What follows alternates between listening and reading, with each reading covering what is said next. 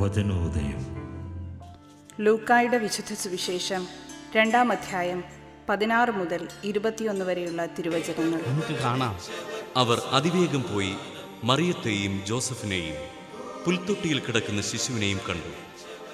അനന്തരം ശിശുവിനെക്കുറിച്ച് തങ്ങളോട് പറയപ്പെട്ട കാര്യങ്ങൾ മറ്റുള്ളവരെ അവർ അറിയിച്ചു. അത് കേട്ടവരെല്ലാം ഇടയന്മാർ തങ്ങളോട് പറഞ്ഞ സംഗതികളെക്കുറിച്ച് അത്ഭുതപ്പെട്ടു. മറിയമാകട്ടെ ഇവയെല്ലാം ഹൃദയത്തിൽ സംഗ്രഹിച്ച് ഗാഢമായി ചിന്തിച്ചുകൊണ്ടിരുന്നു. തങ്ങളോട് പറയപ്പെട്ടതുപോലെ കാണുകയും കേൾക്കുകയും ചെയ്ത സകല കാര്യങ്ങളെയും കുറിച്ച് ദൈവത്തെ മഹത്വപ്പെടുത്തുകയും സ്തുതിക്കുകയും ചെയ്തുകൊണ്ട് ആ ഇടയന്മാർ തിരിച്ചുപോയി.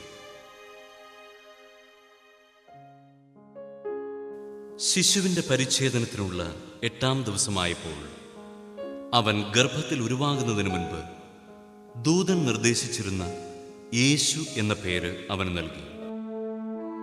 വചന വിചിന്തനം. പരിശുദ്ധ കന്യാമറിയം ദൈവത്തിൻ്റെ അമ്മയായി ഉയർത്തപ്പെട്ടത് ദൈവത്തോടും ദൈവിക പദ്ധതിയോടുമുള്ള അവളുടെ തുറവിയുടെ ഫലമാണ്. ഗബ്രിയേൽ മാലാഖ മറിയത്തോട് പ്രത്യക്ഷപ്പെട്ടുകൊണ്ട് ദൈവത്തിൻ്റെ പദ്ധതി വെളിപ്പെടുത്തിയപ്പോൾ, ഇതാ കർത്താവിൻ്റെ ദാസി, നിന്റെ വാക്ക് എന്നിൽ നിറവേറട്ടെ എന്ന് പറഞ്ഞുകൊണ്ട് മറിയം ദൈവവചനം തന്നിൽ ഗർഭം ധരിക്കാൻ തൻ്റെ ഉദരം തുറന്നുകൊടുത്തു. അതോടൊപ്പം ദൈവത്തിൻ്റെ പദ്ധതി മനസ്സിലാക്കുവാനും അവയോട് സഹകരിക്കുവാനും അത് നിറവേറ്റുവാനും വേണ്ടി മറിയം തൻ്റെ ഹൃദയവും മനസ്സും എപ്പോഴും തുറന്നിട്ടു.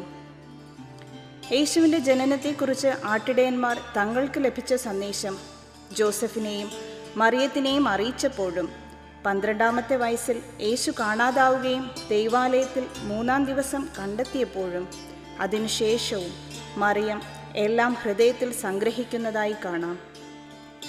ലൂക്കാ സുവിശേഷകൻ മറിയത്തിൻ്റെ സവിശേഷതയായി പറയുന്നത് അവൾ എല്ലാം ഹൃദയത്തിൽ സംഗ്രഹിക്കുന്നവളാണ് എന്നാണ്. ഇന്നത്തെ ആധുനിക ലോകത്തിൽ ശാസ്ത്രത്തോടും സാങ്കേതിക വിദ്യകളോടും നാം തുറവിയുള്ളവരാണ്. എന്നാൽ ഈ തുറവി നമ്മുടെ ആധ്യാത്മിക ജീവിതത്തിലും ആവശ്യമാണ്. പ്രത്യേകിച്ച് പരിശുദ്ധാത്മാവിനോടുള്ള തുറവിയാണ് നമ്മെ രൂപപ്പെടുത്തുന്നതും യഥാർത്ഥ ക്രിസ്തു ശിഷ്യരാക്കുന്നതും.